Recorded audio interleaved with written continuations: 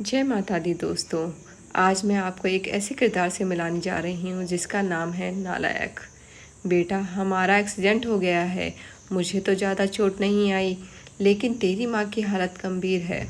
कुछ पैसों की ज़रूरत है और तेरी माँ को खून भी देना है। 62 साल के माधव जी ने अपने बड़े बेटे से फ़ोन पर कहा, पापा, मैं बहुत व्यस्त हूँ। आजकल मेरा आना नहीं हो सकेगा।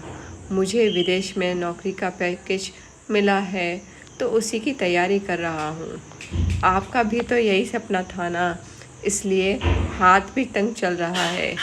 पैसे की व्यवस्था कर लीजिए, मैं बाद में दे दूँगा। उनके बड़े इंजीनियर बेटे ने जवाब दिया। उन्होंने अपने दूसरे डॉक्टर बेटे को फ़ोन किया तो उसने भी आने से मना कर दिया। उसे अपनी ससुराल में शादी में जाना था। हाँ, इतना ज़रूर कहा कि पैसे की चिंता मत कीजिए, मैं भिजवा दूँगा। यह अलग बात है कि कभी पैसे नहीं भिजवाए उसने। उन्होंने मायूसी से फ़ोन रख दिया।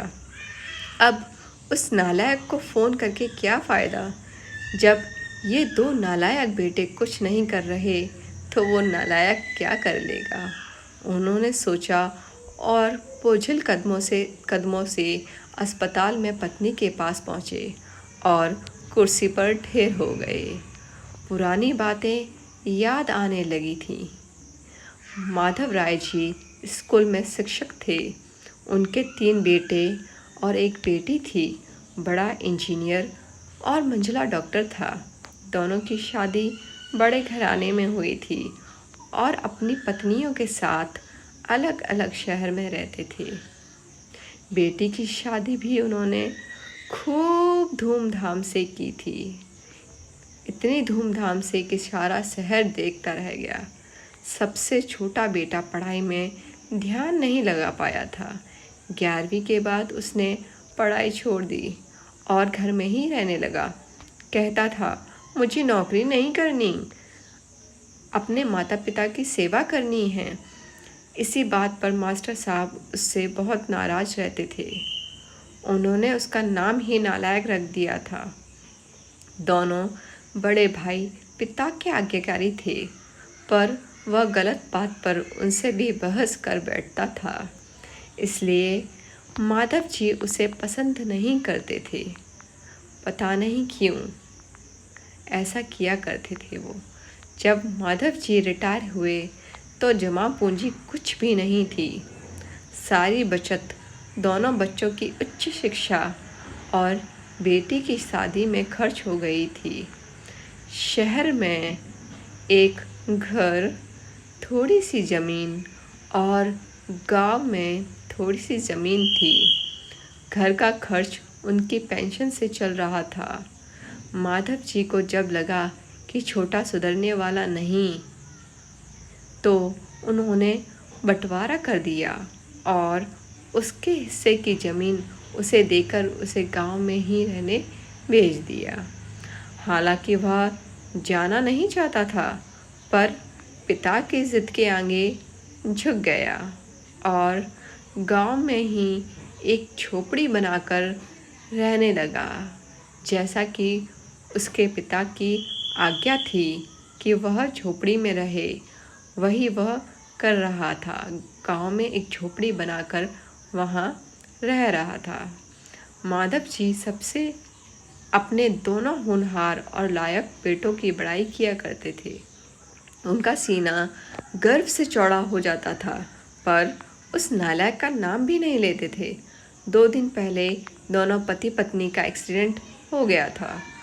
वह अपनी पत्नी के साथ सरकारी अस्पताल में भर्ती थे और डॉक्टर ने उनकी पत्नी को ऑपरेशन करने को कहा था।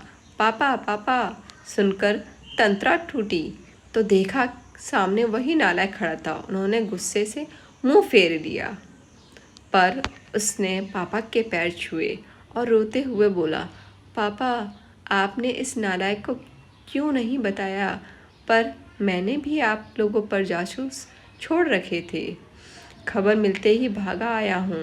पापा के विरोध के बावजूद उसने उनको एक बड़े अस्पताल में भर्ती कराया, माँ का ऑपरेशन कराया और अपना खून दिया। दिन रात उनकी सेवा में लगा रहता था। एक दिन वह गायब हो गया। वह उसके बारे में फिर से बुरा सोचने लगे थे कि तीसरे दिन वह वापस आ गया। महीने भर में ही माँ एकदम भले चंगी हो गई। वह अस्पताल से छुट्टी लेकर उन लोगों को घर ले आया। माधव जी के पूछने पर बता दिया कि खैराती अस्पताल था, पैसे नहीं लगे, घर में नौकरानी थी ही। वह उन लोगों को छोड़कर वापस गांव चला गया। धीरे धीरे सब कुछ सामान्य हो गया। एक दिन यूं ही उनके मन में आया कि उस नालायक की खबर ली जाए। दोनों जब गांव के खेत पर पहुंचे तो झोपड़ी में ताला देखकर चौंके। उनके खेत में काम कर रहे आदमी से पूछा तो उसने कहा, यह खेत अब मेरे हैं। क्या?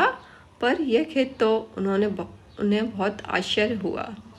हाँ, उसकी माँ की तबीयत खराब थी, उसके पास पैसे नहीं थे तो उसने अपने सारे खेत बेच दिए। वह रोजी रोटी की तलाश में दूसरे शहर चला गया है। बस यह झोपड़ी है उसके पास रह गई है। यह रही उसकी चाबी, उस आदमी ने कहा।